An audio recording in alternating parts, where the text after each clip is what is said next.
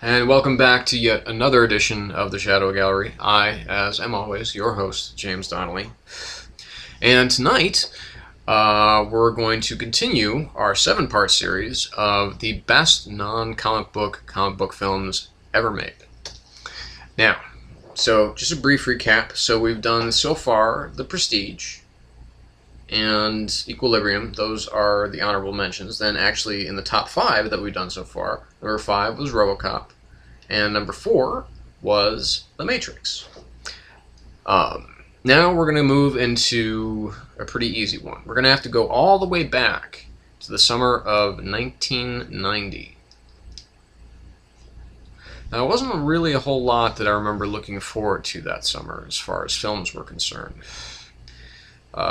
There was Total Recall. There was Die Hard 2, and then there was this other film from a director that at the time I had never heard of, because they kept saying they said his name in the trailer, and I'm like, well, who the hell is that guy? And I remember sitting next to a friend of mine who had seen some of his previous work, and he's like, oh, cool. And I'm like, well, who is this guy? But who is the director? But the more important question of that summer was, who is Darkman? Take a look.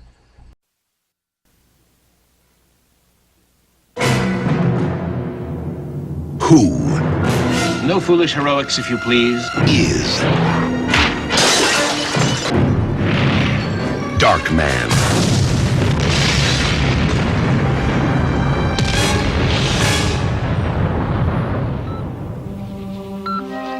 They destroyed everything he had, all that he loved, everything that he was. Now, crime has a new enemy, and justice has a brand new face. I was afraid that you wouldn't want me anymore.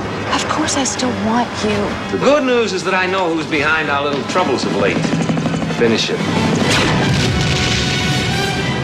He has the power to look like any man, These two are both sons of witches! but he is unlike any man. I gotta tell you something about me. He's a cockroach. You think you kill him?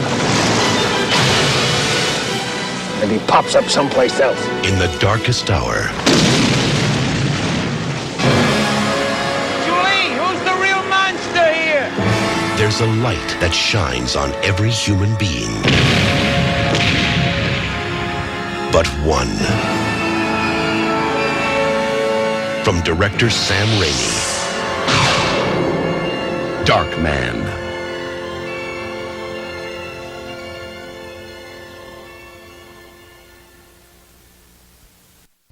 Okay, so if you don't get a comic book feel out of that, I don't know what.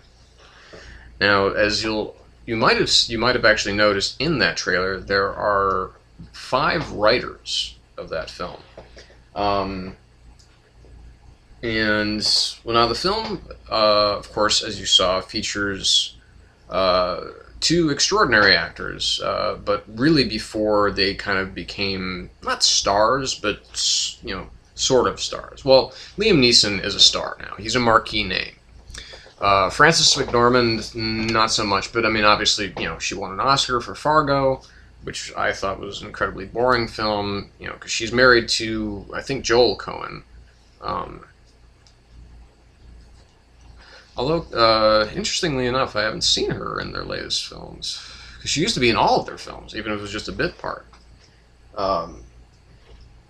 Like Miller's Crossing and, Raising Arizona, of course, she was the female lead in Blood Simple, and, has appeared here and there. But anyway, of course, the director being Sam Raimi, of most famously, well, at least at that time, for the first 2 Evil Dead films, and then slowly, grew more and more of a cult following with Evil Dead 2, with people seeing it on video. And then, of course, Army of Darkness came out, and and then he went on to do films like Simple Plan, which is a great great little kind of, rural noir, and For Love of the Game, but then, of course, did the 3 Spider-Man films. And then that's kind of his real claim to fame, as far as box office wise. But he was always kind of known after Army of Darkness, I think. And he also did The Gift too, which the only good thing about that was Katie Holmes' breasts. So, anywho, so we have Darkman. We have Dr. Peyton Westlake, who is working on... See, this is where it gets fun, is that he's working on an artificial skin that basically burn victims will be able to wear, so that they can, it won't be able to replace their damaged skin tissue, but it will allow them to basically not walk around looking like a big freak. And the film then, of course, his girlfriend, his lover, his, hopefully fiance, is a spunky little assistant district attorney, and she has this memorandum, the Belisarius Memorandum. And then enters Larry Drake's character, which is Robert G. Durant, who is the big crime boss in this unnamed city.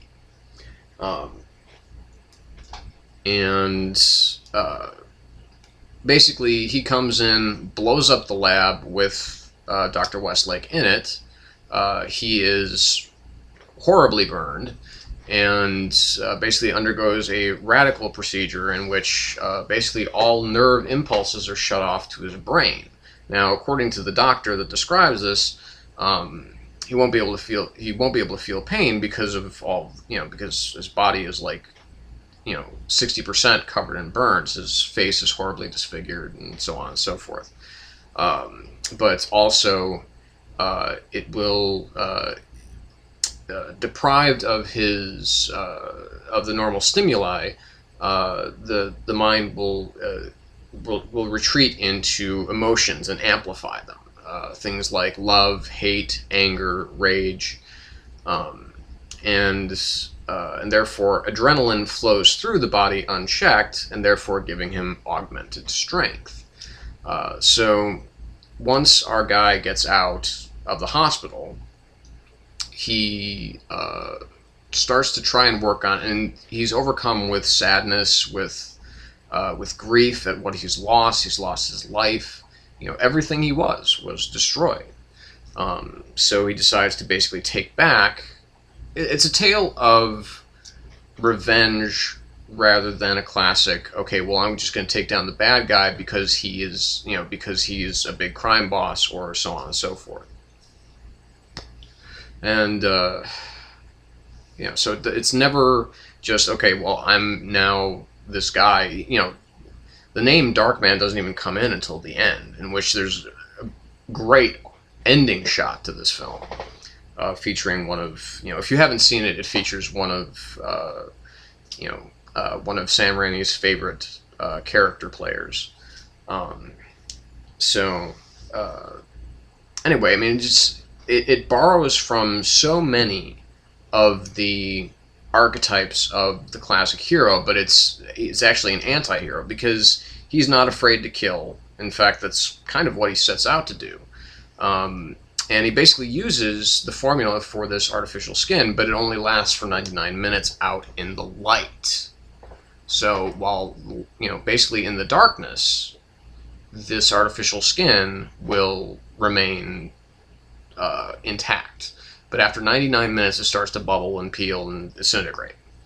And that's, I think, part of where the name Darkman comes from, but also that he is a very dark character. There are tiny elements of the shadow. The biggest influence here, though, or I should say there are tiny elements of Batman, but the biggest influence of all, there are two, really. There's a kind of a Phantom of the Opera motif running through as he kind of watches his beloved from afar at certain points.